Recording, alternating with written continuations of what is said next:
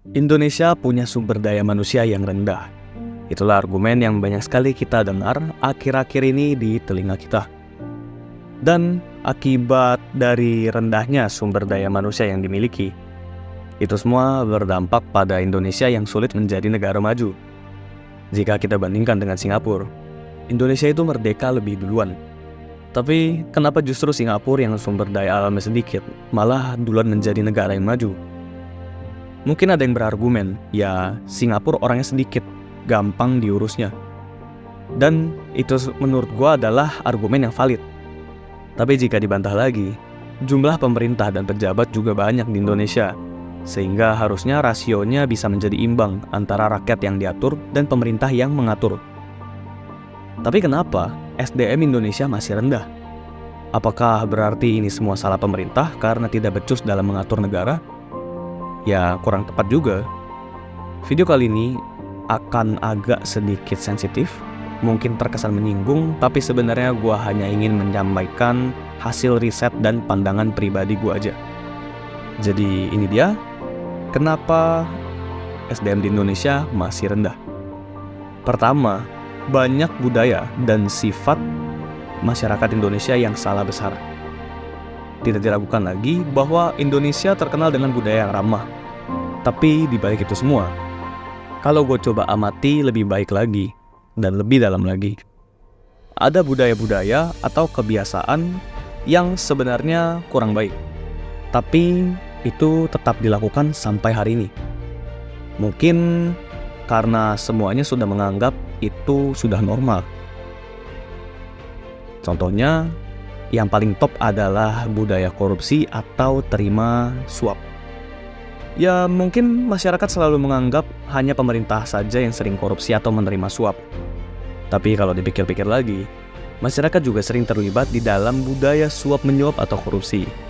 Contohnya, dulu misalnya waktu sekolah, kalian sering dengar gak bahwa ada anak yang seharusnya nggak naik kelas karena entah kurang secara nilai atau etika, tapi bisa tetap naik kelas karena orang tuanya menyuap wali kelas atau bahkan kepala sekolahnya.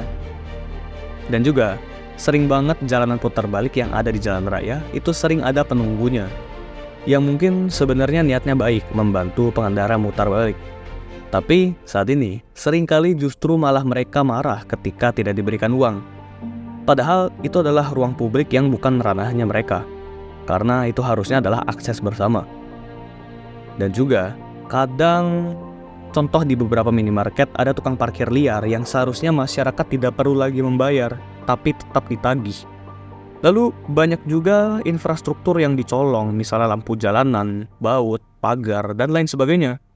Bahkan saat ini, sesimpel buang sampah sembarangan aja itu masih banyak yang melakukan. Nah, dari contoh-contoh ini, kita coba pikir baik-baik. Pemerintah itu awalnya adalah masyarakat biasa. Jika masyarakat pada umumnya sudah memiliki bibit budaya suap atau korupsi, ya ketika mereka dilantik menjadi pemerintah, pastinya mereka akan membawa budaya yang kurang baik tersebut. Nah, selain itu, yang gue lihat dari kebanyakan orang Indonesia adalah banyak yang so pinter, yang lalu sering berujung jadi tukang bully. Apalagi di era digital zaman sekarang.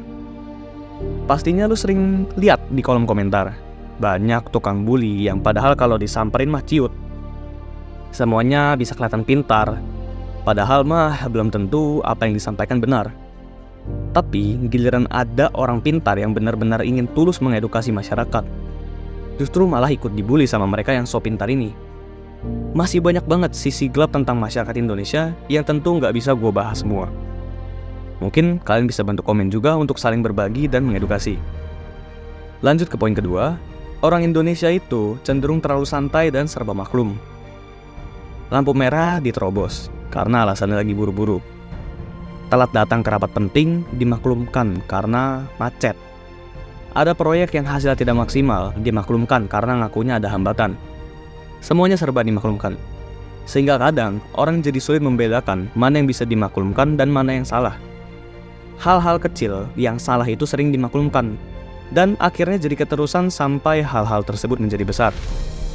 Dampaknya apa? Ya orang akan menjadi tidak disiplin.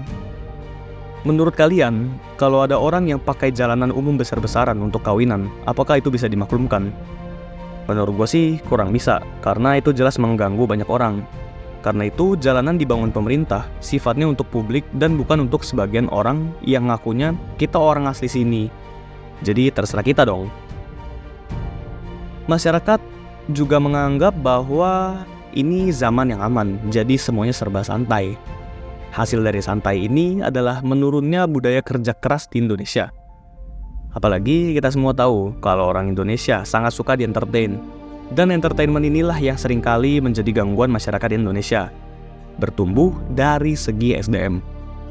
Kita ambil contoh dari Jepang, yang juga merupakan negara maju. Masyarakat di sana terobsesi dengan kerja, dan kerja keras itu adalah makanan sehari-hari mereka. Jadi mereka nggak terlalu suka yang namanya leha-leha yang terlalu banyak. Mereka lebih pilih kerjaan selesai karena mereka merasa punya tanggung jawab.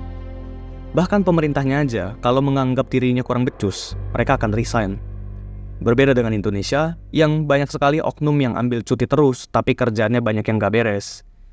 Dan juga oknum pemerintah yang kinerjanya gak jelas dan asal-asalan, yang penting uang masuk ke kantong. Contohnya ada WC yang nilainya ratusan juta, tapi pas dilihat itu spesifikasinya biasa aja. Ketiga, doktrin dan sistem yang salah. Pernah nggak sih lu dengar ada orang yang ngomong, ngapain sekolah tinggi-tinggi, udah cepet-cepet cari kerja aja. Udahlah, kalau cita-cita gak usah aneh-aneh, yang pasti-pasti aja. Padahal kalau mau maju, kita harus berjuang melawan risiko yang ada.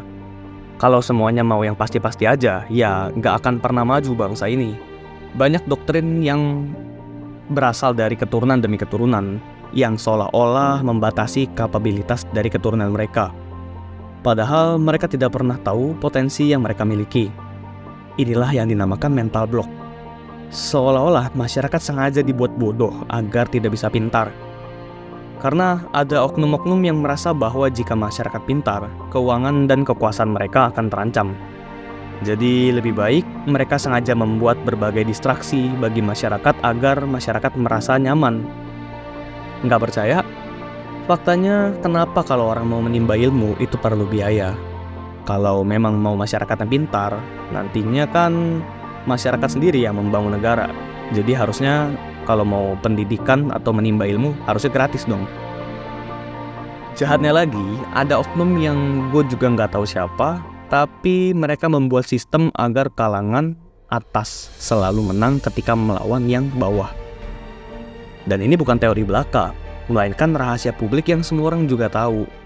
Inilah yang menyebabkan banyak orang menganggap hukum itu tumpul ke atas tapi tajam ke bawah. Sangat sedih dan ironi melihat situasi Indonesia yang seperti ini. Bukan hanya Indonesia, tapi seluruh dunia ada aja orang jahatnya. Sedih ya kalau bahas seperti ini. Gue secara pribadi sih sangat ingin melihat Indonesia maju dari sisi rakyat dan juga pemerintahan, sehingga bisa mengelola sumber daya alam yang begitu luas dengan baik. Gimana caranya menaikkan derajat SDM Indonesia? Siapa yang berperan? Ya jawabannya adalah kita semua. Semuanya dimulai dari diri kita masing-masing. Gue yakin kalau kita semua sadar akan peran kita sebagai warga Indonesia, pasti Indonesia akan menjadi negara yang maju. Stay positive.